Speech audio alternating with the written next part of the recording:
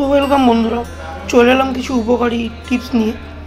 শরীর থাকলে যেরকম জ্বর জ্বালা নর্মাল ব্যাপার, সাধারণ সবারই হয়, সেরকম বাগান করলে গাছেদের ক্ষেত্রেও পোকামাকড়ের আক্রমণ বলতে পারেন বা ফাঙ্গাসের আক্রমণ, এটা একটা সাধারণ ব্যাপার যেটা প্রত্যেক বাগানিরা ফেস করে থাকে, যেটা আমিও ফেস করি।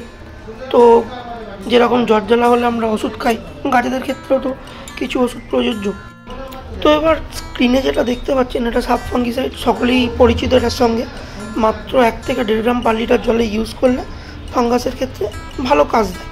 আমি রেগুলার বেসিসে এটাই ইউজ করি।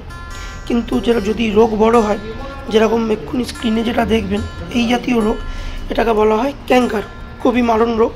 এই জাতীয় যদি ফাঙ্গাস আক্রমণ হয়, সেক্ষেত্রে আপনারা যেটা ইউজ করবেন সেটার নাম হচ্ছে ব্লাইটক্স। এটা আপনারা পার লিটার জলে 2 গ্রাম মতো মিশিয়ে যদি গাছে স্প্রে করেন, ক্যাঙ্কারের ক্ষেত্রে খুব ভালো রেজাল্ট দেয়। আমার গাছের এই কাঠগোলাপের গাছটা এই রোগটা ধরেছিল, পাশাপাশি তো দেখতেই পাচ্ছেন এটা আমি ভালো করে গাছে স্প্রে করে দিলাম। এই গাছটার পাশাপাশি আমার একটা লেবু গাছেও হালকাভাবে ক্যাঙ্কার পরিলক্ষিত হচ্ছিল, তোর জন্য ওই গাছটাতেও আমি ভালো করে এটা স্প্রে করে দিয়েছি, যাতে আগামী দিনে গাছটাকে বাঁচাতে পারি। আগামী দিনে এরকম উপকারী ভিডিও যদি দেখতে চান, তাহলে এই ভিডিওটাকে লাইক করে দেবেন, আর চ্যানেলে যদি নতুন হন চ্যানেলটিকে সাবস্ক্রাইব করে নেবেন। দেখা হচ্ছে পরের ভিডিওতে।